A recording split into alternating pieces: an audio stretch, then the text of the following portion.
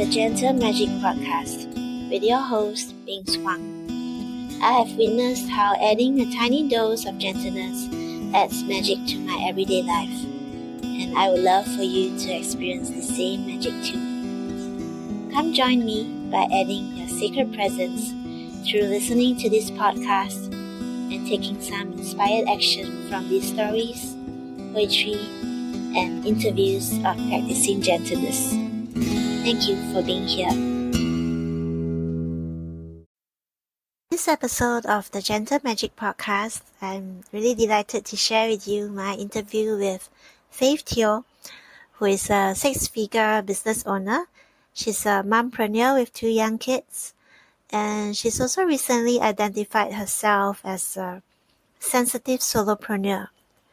So she started to honor her sensitivity as a gift in her business, and also to find ways to protect her energetic boundaries so that she doesn't run into burnout anymore. I was very curious to find out from Faith how she managed to take care of her energetic boundaries while managing such a huge business with so many other team members in her business as well. So do enjoy our conversation. Thank you.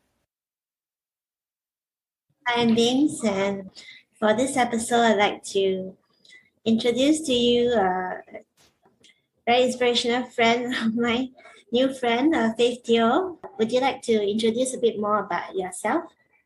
Hi, my name is Faith. So thank you so much, Bings, for having me on your podcast. So for myself, a little bit about my background. I am a mompreneur, so there's like a mother and an entrepreneur, right? Very interesting. I've actually moved from the corporate world to running my own network marketing business. So I have been running my essential oils business for the past 10 years. And because this year I felt the calling to expand my offerings further, right?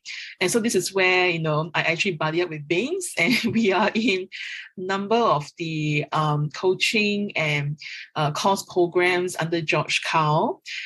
So that was really more about creating our online offers, making sure that, we have, authentic business, and making sure that what we are doing and creating is really resonating at all levels of alignment.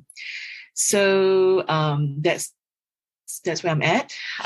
With my essential oil business, it's actually a young living business. It's like the world's leaders, industry leaders in essential oils. I actually run a 6-figure business with that. And the one most amazing thing I've realized was that when I was really young in the business, I think just the first year in, my upline actually spoke to me and said that, what's the most valuable thing I've actually really appreciate about growing my MLM business? And I was like, what is it? So bear in mind that at the time I was actually really hungry because I've just left my full-time job to do this thing, man. So for me, making sure that I can bring the income for my family as quickly as possible was very important for me. So when my upline told me that, Faith, actually the thing that I really value most was actually the self-growth journey of this business. And I went like, what? I did not expect that at all, okay? And it was actually only 6 months later, then I realized what she was talking about.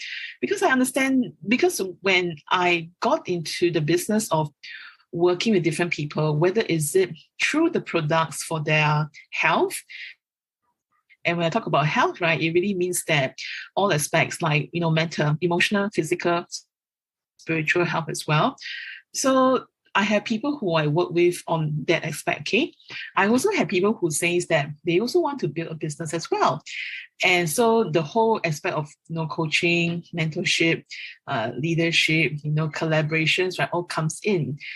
And this is also where I've noticed that my sensitivity also comes out as well. And the whole part about self-growth and everything, it is really very true. Your business is a mirror to you. Yep. Yes. I love all that you shared here. And I've got to share our topic for the day for this interview is this question: can you use your sensitivity to grow your business? And you've shared with me how you've always known that you're sensitive, right? As a child, even as a child, but you've only started honoring and using your sensitivity as a gift in your business very recently, right? Can you share more about that? Yeah, sure. I think for me was that I've always known that I've been sensitive since I was a young girl. And that's also because my parents keep telling me that too. So like when I was in kindergarten at 5 years old, right, I'll be coming home crying every single day. And then my mom used to keep telling me that, Faith, don't be so sensitive, Faith, don't take things so hard. So these two lines kind of like repeats itself throughout the years until right now at the age of 44, I'm a full-grown woman and still repeating as well. I think one thing I've also realized is that sensitivity as business age is very interesting because I kind of see in a few ways. I think when I wasn't so aware about using it in consciously in my business, right? I actually thought that like I didn't realize that it can be an advantage. So how I was doing with the sensitivity thing was that I could actually kind of like understand and see where people are at and how what contribute, what mindsets, what beliefs, family history, can also be family trauma as well, contribute to where they're at right now. Okay. At that time, when I wasn't so conscious that I can use this as kind of like a tool, right? Yes. I actually thought that maybe I was thinking too much. So there was a lot of self-doubt there. And I would be fluttering around from people to people because I didn't actually trust what my intuition was telling me. Yeah. So I think in all those years, right, there is a saying that until you feel that you can stand your own power, you will always borrow the hate of other people. And that was very true for me. So that was that. And I think after going through repeated burnouts in my business, right, I was actually told by another mentor, so she's a psychic and an energy healer as well, that it's actually very possible to leverage on this too. And also to protect myself in ways that I don't get back into the situation of like porous boundaries, burnout, so on and so forth. Did I answer the question? Or I didn't? So I think you've also written about your experiences of burnout, that there were three very distinct episodes, right? And you were even hospitalized. Can you share a bit more about how it went? And Sure. I think looking back at those times, right, especially the one that came up to like I have to be hospitalized, right? Yeah. It was really that I think what got me there was really that feeling that having the thought of what can I do more? I don't think I'm doing my best. So definitely the part of me that's very critical of myself, and also the part that's also a very perfectionist, right, has definitely egged me on that way.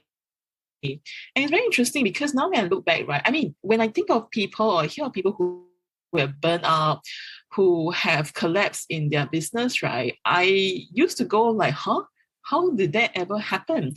But since that has also happened to me as well, I can now see that it is so easy to actually ignore what our body is telling us and just keep plowing ahead, chasing that elusive result or that mirage of that perfection, like, I finally arrived. So for me was that it was really a combination of repeated episodes of working too long hours. Like really, when I first started my business, I was literally like working 18 hours a day. So I've only took my first... You have 2 kids. right? Yeah. When I first started my business, I had one kid. Then after that, I think like about a year plus later, 2 years later, then I got pregnant with my second. Yeah. So So it's the combination of long hours and not giving myself permission to rest. Like, okay, I've done enough. I'm happy with what I've done, and I'm going to rest. I've also realized that what contributed to my burnout at the time was also believing that hustle was the only way in the business.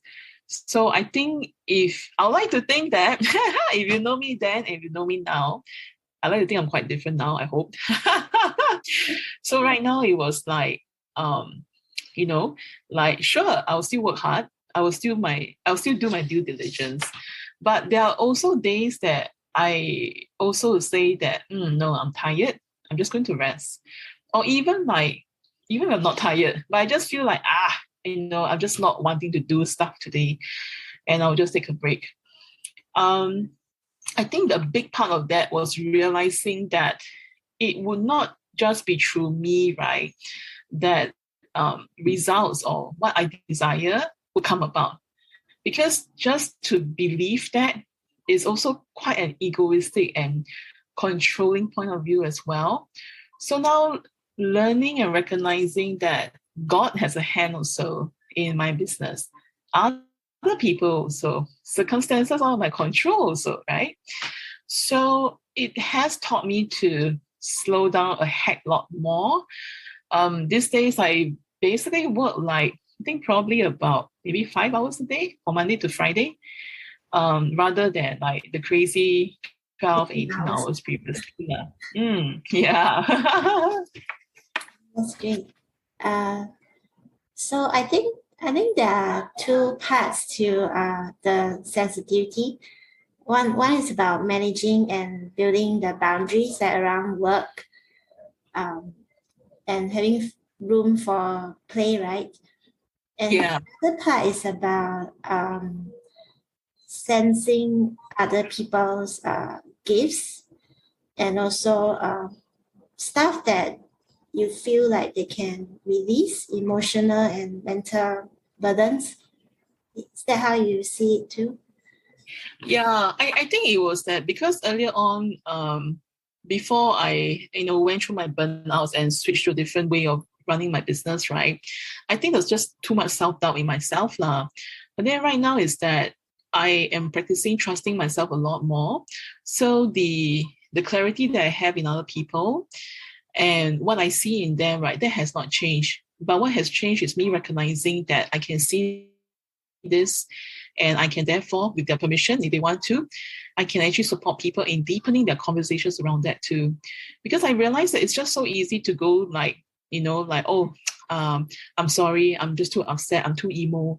It's very easy to say stuff like that, I'm too emo, or brushing off, or just saying that I'm worrying too much, But I'm always curious about, I think my sensitivity and me wanting to go deep, I would always ask a question like, sure, but what has created that for you in the first place, or for me even? Let's kind of like go in deeper within, just to kind of like go for discovery session and see what is it all about. So all kinds of people have come to me. I don't know whether they see me as a person that is sensitive and therefore they can hopefully leverage on that for themselves.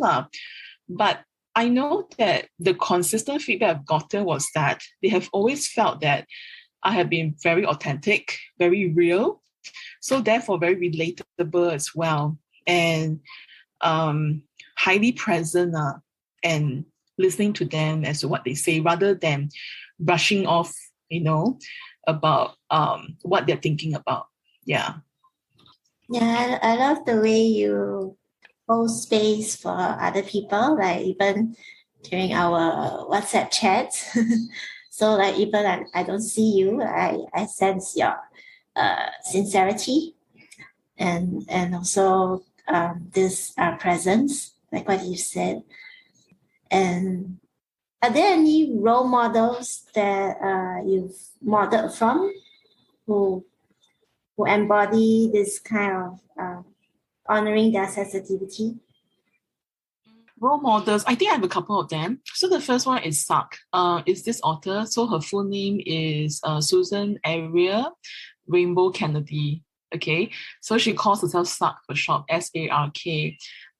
Very interestingly, I actually stumbled onto this author's work when I was like really young. I think that was when I was in my first relationship and having difficulties with that also, because the same thing, the whole thing about sensitivity came out, and my first boyfriend thought that I was just too emotional and too sensitive, and he felt that I should not have like he was kind of like brushing it off. Like he felt I shouldn't have been that sensitive.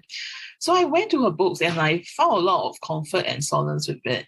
And so she's my role model, because I think now looking back, I've been a big fan of her work since I think probably like over 20 years. I'm a big fan of her work because she holds, when you read her words in her books, right, she holds the awkward, the parts that we perceive that is ugly and unacceptable in society, right? She encouraged us to hold that so tenderly, and knowing that, everything makes up to one magnificent human being. And I love that, because that was such utter self-compassion. And this is an author that comes from a background that she's a victim of siblings incest. So her elder brother, has actually, has been physically inappropriate with her. So that she has also done drugs in the past. She does have anxiety and depression as well. But how she has emerged from all this trauma, right, was simply amazing for me. So she's one such person that I look up to her as a mentor. And in fact, happily enough, because these days, right, she actually also offers online courses and like webinars with her. So, having and enjoying the way how she talked to us, right, even through Zoom, was really fantastic. Like, to me, she was like the real deal.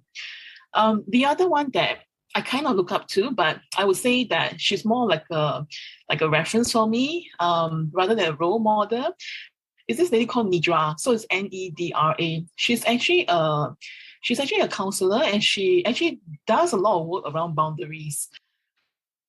So I came to the whole thing around boundaries like about 3 years ago, because I was never sure whether was I too much for feeling a certain way about people? Like if I feel overwhelmed, if I feel upset or angry, or was it just me making it a big thing? Okay. So I have people in my life who are kind of like what you call energy vampires or takers. So being not very clear on my boundaries myself, right, I found Nedra's work to be fantastic. So she does a lot of work around boundaries, and she also just came out with a book as well. And I think her conversations around boundaries and that also explaining that it's not just boundaries on the people, but it's also boundaries around, our relationship with social media, our relationship with ourselves, right? That's been super helpful for me too. Like, some of the things that I've heard, and it was so good, was that no is a complete sentence. You don't have to say no and justify why you say no. By just saying no as a reply, it is a complete sentence, Yes. And also stuff like, a ringing phone or the phone message is a request. It's not a demand. Yeah. So I love strong women like that, because to me was that, wow, they really encourage us to expand our horizons beyond what we think we as women, right, should be.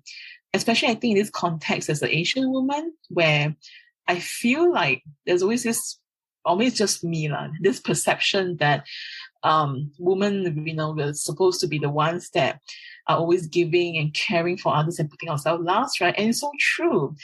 And I think regardless of ethnic or race or country, I think this is quite true across many different countries as well. And so to have people speaking up to say that, no, I'm unapologetic about putting myself number one in my life, right, is really amazing for me. Yeah. Thank you for sharing. I just recently heard of SARK. but I've not heard of Nedra's work before. That's interesting. I need to check it out. I wanted to ask you, because you're so good at holding space for others. So I'm curious, like, how do you hold space for yourself? How often? Is this a new thing that you do recently, or you've been doing this all this while? Yeah, so I think after the frustration and the burnout that actually in the part of 2018 and the entire year of 2019, right? In 2020, I went to look for answers. So looking for answers in different places and people that I never thought that would, like, for example, be my energy healer. Okay. I think the whole aspect about slowing down, like really slow down and not feeling like I have to rush to do things, I have to be efficient. That and learning more about, like, in general, about what gives me emotional and mental safety and stability and security. Having self-compassion as well. And probably a whole bunch of that also comes with, like, meditation and a lot of reflection also, and really just cutting out a lot of activities in my life lah. So I realized that these days my conversation with myself is a lot softer. It's a lot more gentler. Like, it was so easy for me in the past to beat myself up for not thinking of that. Why did I make this mistake? So on and so forth. I think these days I'm more of like, you know what? It's fine. I'll just learn as I go along.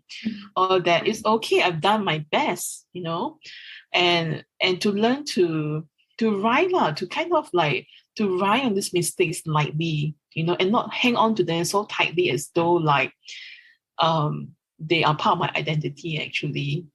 Yeah, so I think that's how I hold space for myself these days also. Yeah. So it was a gradual shift in your inner dialogue, the way you look at it. Yeah, I think I give myself permission to kind of like, let's just, kind of like go on a semi-sabbatical for a while in my business. So rather than like all the way chong on my business, right, to doing things like, okay, I like this stuff. Okay, let's go for it and see where it takes me. So, like, for example, like crystals, there's aura soma, there's human design. Went back to do my neuro-linguistic anagram as well. And taking up the workshops and courses that it interests me lah. So I'll just, what the heck, just take it out and see where it leads me to. All these are great because I realized that when I allow myself the space and time and resources, right, to play with the things that I'm interested in, that I have pleasure in, right, it also softens myself towards myself. So that's where the space holding and the compassion comes into. Thank you for sharing. And one last question. I'm just curious, like, how does this shift in the way you do your business impact your bottom line, or does it not matter for now as you're transitioning, or how do you see the connection? I think for me, right, okay, I would say upfront that thankfully, because of the very capable leaders that I have in my Young Living organization, right, I would say upfront that our paycheck actually has been stable or actually growing. Yeah, so that's super interesting to see that actually, especially now during COVID times. Okay. I think also giving myself permission to like not hold on so tightly to Young Living and just say that, okay, these are the other areas I'm also interested in as well. Let's go ahead and play there and take a look and see what can we create. That has also helped me and also my husband as well to grow like a couple of other income streams too. So if you ask me directly, like how has it been on the bottom line? I mean, on the profit side, right? I'll say it's doing great. We are growing our income that way too. And I can also see that when I allow myself to expand and not constrict myself to thoughts like, I have to do it this way. I should. I have to. It's all up to me, When I don't constrict myself that way, right? Life feels a lot more benevolent and a heck lot more abundant. Like now I can actually really see that it didn't matter where I want to go, because I can now understand that when I feel good and I'm taking so much satisfaction and enjoyment in what I'm working on, right, it will come. The abundance will come. I just think that one of the biggest things that I realized when I spoke to entrepreneurs, and especially those that have been struggling to stabilize their business or to bring more paying clients, it was that I think one big part was actually about not trusting themselves enough in terms of what they're doing. And the other part was like not having the clarity that they can actually stand their own power. That's what I've noticed, at the very least, when I speak to these people. And there's always this belief that I've noticed that entrepreneurs can be very hung up about.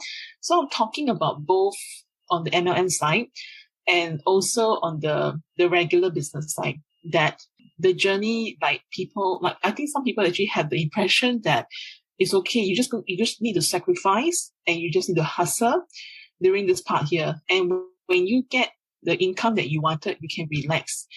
Well, the news is that if you don't enjoy what you're doing, right, you may not have the resilience and the grit to last through the journey, because sometimes it can take a while longer to get to the result that you wanted.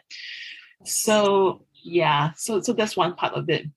The second part is that when people actually reach the results they wanted, but they don't enjoy the journey, right? Then when they realize that they may have to do more of what they don't enjoy to retain the results, that's where the burnout and frustration comes in as well. So right now, that's kind of like my philosophy around my business, to enjoy the journey, and not just, sacrifice that for the results. Yeah. Thank you so much for sharing that. So it's very, very insightful. So let me just maybe do a quick summary of what you've shared. So when we talk about sensitivity, it's about building boundaries. No is a complete sentence. And also enjoying the journey, being able to hold space for our emotions, whatever is blocking us from getting the clarity and the motivation to move forward. And also really, really trusting in our intuition, in knowing what's right for us. That goes on for me. Do you want to add more? I think also one thing I'll add is that, right, as we give ourselves, as entrepreneurs, as we give ourselves the space and the time to be compassionate and gentler with ourselves, right? Actually, naturally, the way how we work with people, the way how we have conversations with people, right, will also shift as well. That is what I notice within me and within my team members too. Yeah. Thank you so much for sharing all these valuable experiences and insights.